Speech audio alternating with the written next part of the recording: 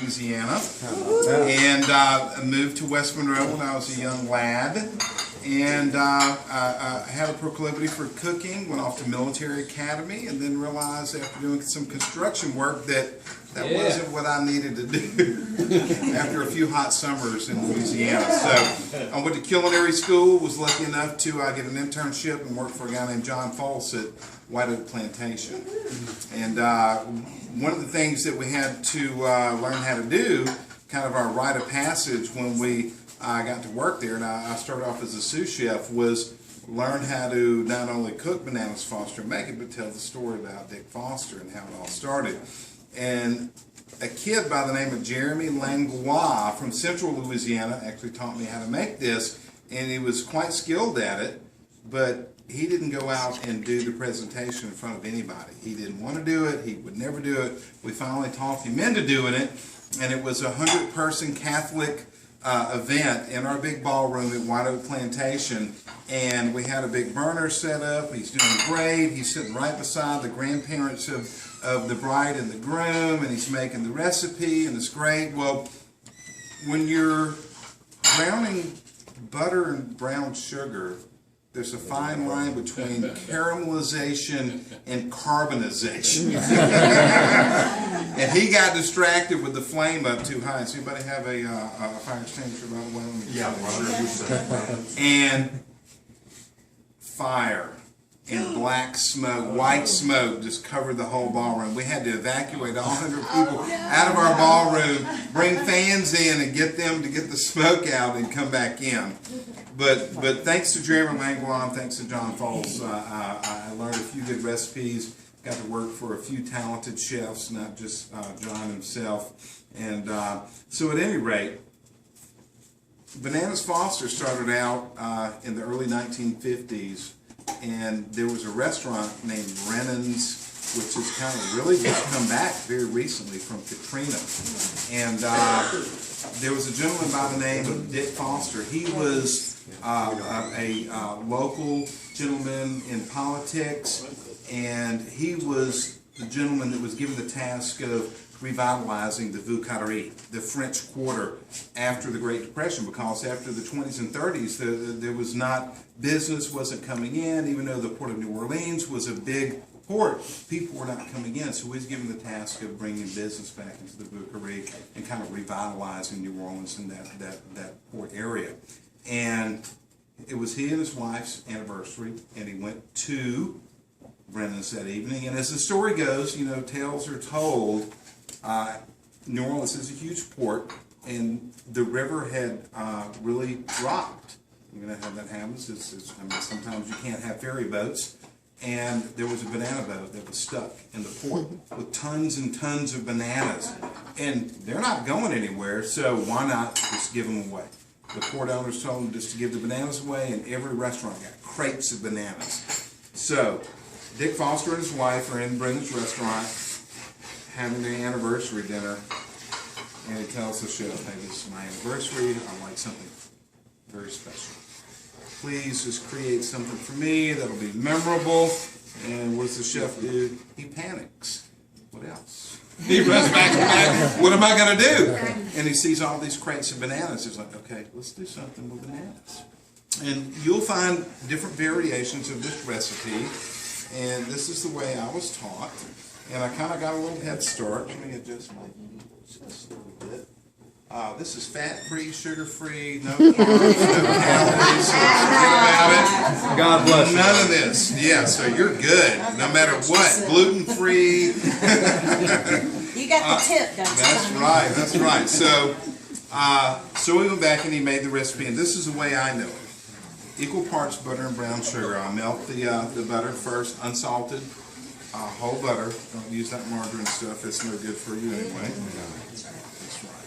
Whole butter, and melt it. Add equal parts of light brown sugar, dark brown sugar, whatever you like, and let it come together in a nice little caramel.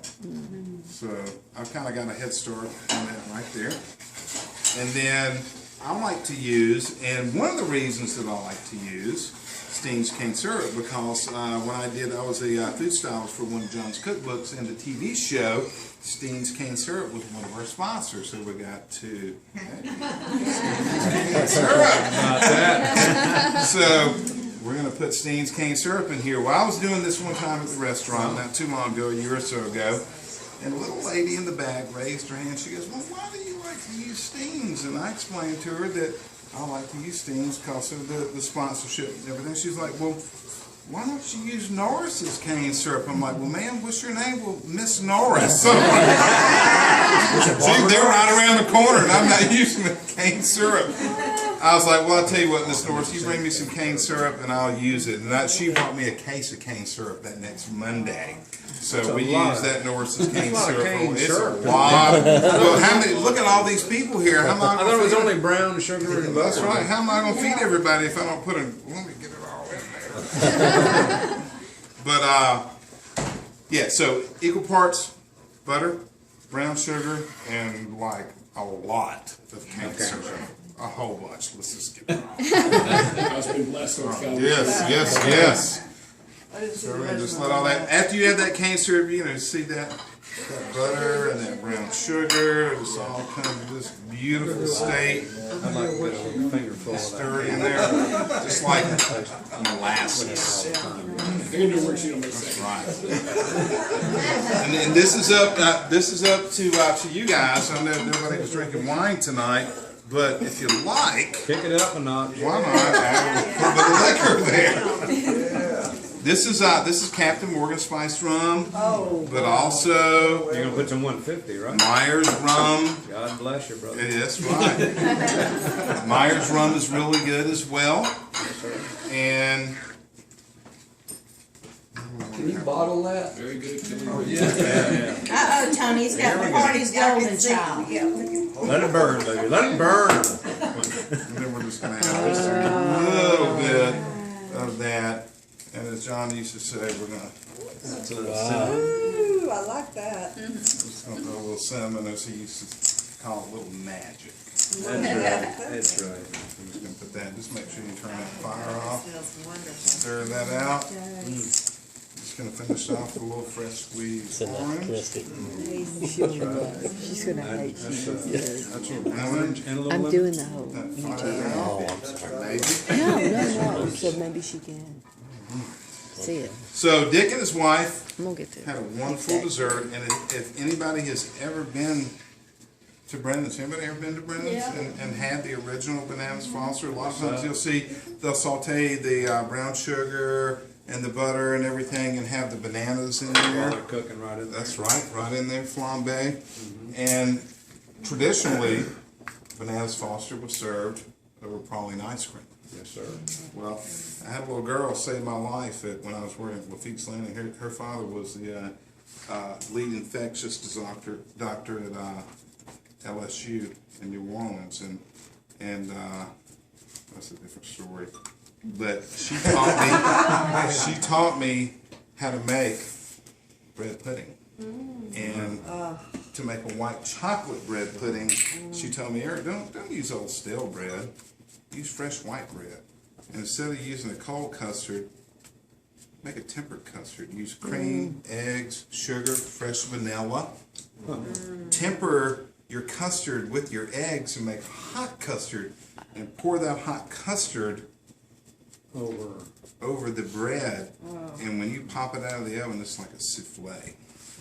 So you pour that hot custard over that bread, let it sit for a few minutes, cover it, cook it for an hour, uncover it, cook it for 30 minutes, let it come out, and it's a beautiful thing." So we have to wait for an hour?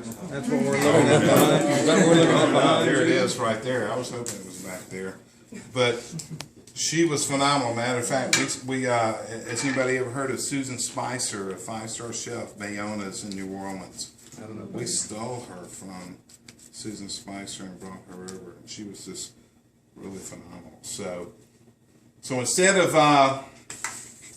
praline ice cream, we're going to serve it over white chocolate bread pudding. Thank you guys very much, Miss Rosa. Thank you for having me into your home again. So I hope you guys enjoyed everything. So